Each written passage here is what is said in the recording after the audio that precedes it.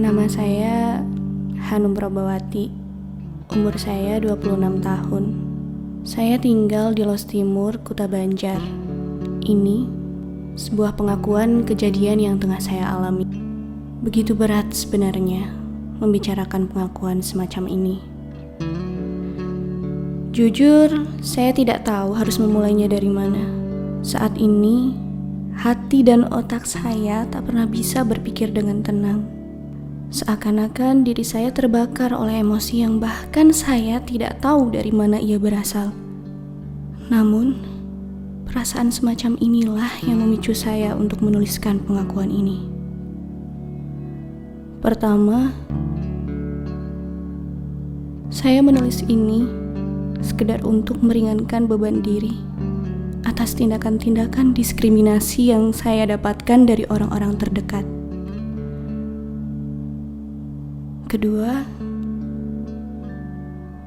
saya berniat mempersembahkan pengakuan ini untuk Salma, anak saya. Meskipun saya tahu, mungkin setelah pengakuan ini selesai, kami berdua telah dikandung oleh bumi. Dan pengakuan ini tertutup rapat, tak pernah didengar oleh siapapun. Pagi tadi, perut saya mual tidak karuan. Kepala saya pening, dan tubuh menggigil kedinginan. Saya pikir saya demam, mengingat 3 hari yang lalu saya mengendarai motor seharian di tengah hujan. Namun, sudah sejak 3 bulan ini badan saya terasa lesu dan tak memiliki gairah apapun. Setiap hari badan saya terasa lemas, dan saya selalu teringat akan Gibran. Saya teringat kenangan-kenangan dengan dia, menyemai romansa asmara yang begitu romantis di tengah hujan. Kemudian, ketika saya tengah asik tenggelam dalam lamunan, suara hujan mulai semakin deras, mengguyur atap rumah disertai petir yang menggelegar. Sembari menutup jendela kamar, saya melihat keluar jendela dengan perasaan kacau. Darah saya berdesir lebih keras dan semakin membuat saya lemas. Kejadian ini tepat seperti apa yang terjadi ketika saya berada di tengah-tengah banyak pasang mata yang menghakimi saya. Saya jadi menangis mengenangkan hal itu. Setelah semua kejadian itu, setiap detik, hari-hari ini kenangan saya tak pernah lepas dari Gibran.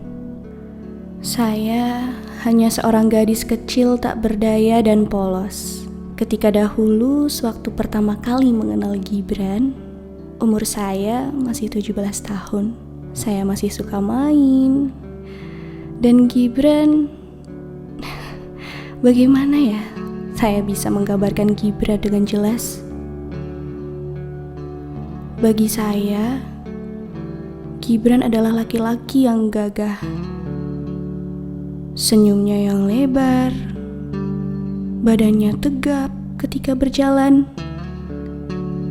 Rambutnya sangat hitam, dan ia begitu tinggi, sehingga ketika ia berjalan bersama teman-temannya, ia terlihat sangat mencolok. Dengan alisnya yang tebal, perawakannya seperti orang yang suka olahraga.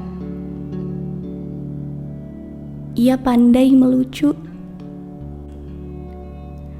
Saya selalu memperhatikannya diam-diam dari balik punggung salah seorang teman ketika ia sedang bicara.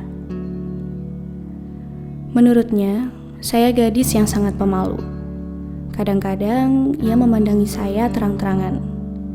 Kelakuannya itu membuat saya berdebar-debar tak karuan. Saya selalu merasa lucu dengan perbuatannya itu. Lalu, sewaktu-waktu ia bertanya kepada saya, apa artinya tingkah saya yang seperti kancil terus-terusan berlari darinya? Saya mana bisa menjelaskan hal seperti itu. Sedangkan untuk menjelaskan kepada diri sendiri saja saya tak pernah mampu. Saya jadi banyak terdiam olehnya. Bahkan, ia telah berani secara terang-terangan menanyakan apakah saya jatuh cinta kepadanya. Atas pertanyaan itu, saya tak pernah bisa menjawab apa-apa. Saya cuma bisa memandanginya dengan senyum yang mengatakan bahwa saya tidak benci kepadanya. Tapi, rupa-rupanya ia tak mengerti arti pandang dari saya. Dan lama-kelamaan, ia telah bingung dengan pertanyaan-pertanyaannya sendiri. Sementara itu, teman-teman makin banyak yang meledek saya. Saya betul-betul kehilangan muka saat itu. Terlebih, kawan laki-laki selalu saja menyindir-nyindir cinta saya terhadap Gibran. Dengan kejadian itu, saya jadi merasa kehilangan martabat saya sebagai perempuan. Akhirnya, dengan perasaan sedikit marah, saya mengakui bahwa saya mencintai Gibran hanya bohong belaka. Sesudah itu, Gibran terus pergi begitu saja. Ia seperti tak akan pernah lagi menampakkan dirinya, hingga sampai ketika saya akan diwisuda. Gibran sama sekali tak menampakkan dirinya. Selepas kepergian Gibran, 4 tahun berlalu, saya menjadi seorang gadis yang hanya menjalani kehidupan dengan sederhana. Bahkan, waktu ke waktu, saya hanya menyibukkan diri dengan mata pelajaran PPKN. Saya pikir, dengan menjadi guru akan dipertemukan dengan sosok Gibran yang lain agar saya tak lagi bergantung dengannya. Tetapi hari-hari di mana saya menunggu Gibran kembali telah berubah menjadi malah bagi diri saya sendiri. Setelah bertahun-tahun tak menampakkan diri, ia muncul dengan cara tiba-tiba pada bulan November 1 tahun yang lalu. Kejadian ini bermula ketika ia datang ke rumah saya dengan baju yang basah kuyup. Ia membawa bingkisan berisi martabak untuk kami santap bersama. Kemudian, saya persilahkan Gibran masuk ke rumah untuk menyapa orang tua saya. Sudah barang tentu, kedua orang tua saya sangat gembira melihat anak perawannya membawa laki-laki ke rumah untuk pertama kalinya dalam hidup. Karena sedari dulu, saya memang tak pernah mencoba untuk membuka diri dan saya selalu tenggelam dalam bayang-bayang Gibran. Apalagi melihat Gibran yang sekarang sudah sangat gagah, dengan seragamnya yang rapi, lengkap dengan beberapa bintang, yang menandakan ia sudah memiliki pangkat. Hingga pertemuan secara mendadak ini membawa kami ke dalam hubungan asmara yang kami idamkan semasa remaja. Namun, rupa-rupanya, saya terlalu tenggelam dalam bayang-bayang Gibran, serta kata-kata manis yang ia lontarkan. Akhirnya, saya terjatuh ke dalam kisah asmara yang tak pernah saya bayangkan sebelumnya. Ia memaksa saya melepaskan satu-satunya hal yang saya lindungi. Sebuah kehormatan wanita yang tak akan saya berikan kepada selain suami saya nantinya. Dia begitu keji. Hujan di luar semakin deras. tangan saya gemetar hebat menuliskan kenangan ini. Tak henti-hentinya saya menyeka air mata ketika mengingat apa yang telah saya dapat dari mencintai Gibran. Hati saya remuk mengingat Gibran selalu memaksa saya untuk memenuhi hasratnya. Saya berontak begitu hebat dan menangisi segala kenangan tentang betapa lugunya diri saya di hadapan pasang mata. Ketika semuanya menyalahkan diri saya dengan apa yang saya perbuat.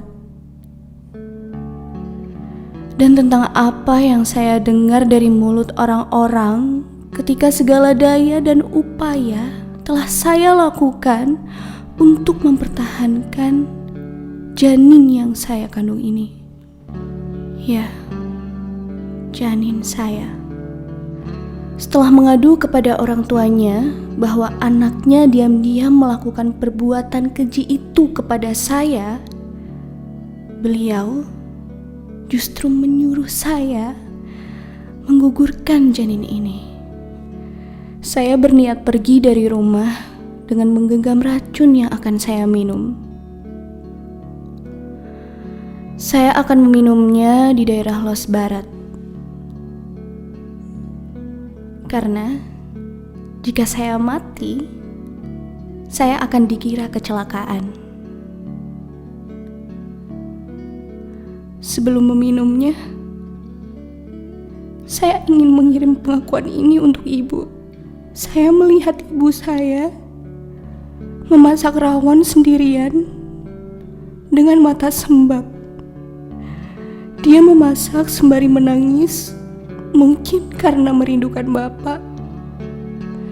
Juga meratapi kondisi saya yang seperti ini. Setelah itu ibu saya datang ke kamar, menyuapi saya dengan rawon masakannya itu. Lalu beliau bertanya, "Dok, mau pergi jalan-jalan?" Namun saya hanya terdiam. Ibu mengelus punggung saya dengan suara parau menahan tangis. Saya tak kuasa menahan tangis hingga kemudian ibu memeluk saya dengan begitu erat. Kata ibu, "Dok, sudah. Memang beginilah nasib kita. Mungkin di dunia ini kita harus tegar menerima ketidakadilan ini." Kondisi saya saat ini sangat kacau. Nama saya Hanum Probowati. Umur saya 26 tahun. Seorang perempuan yang mendapatkan perlakuan keji, dirayu agar tidak melapor, hamil, kemudian diminta untuk menggugurkan bayi ini. Seorang perempuan yang melewati kesakitan akibat komplikasi keguguran sendirian, dibuang serta direndahkan oleh pacar dan keluarganya, dan harus menanggung luka serta trauma. Sangat berat menuliskan pengakuan seperti ini. Namun, perasaan semacam inilah yang memicu saya untuk menuliskan pengakuan ini. Saya berniat mempersembahkan pengakuan ini untuk Salma. Salma, anak saya. Anak yang tengah tumbuh dalam rahim saya kedua kali ini. Anak Gibran yang sangat saya cintai. Tetapi saya janji, saya dan Salma akan selalu bersama di alam berikutnya.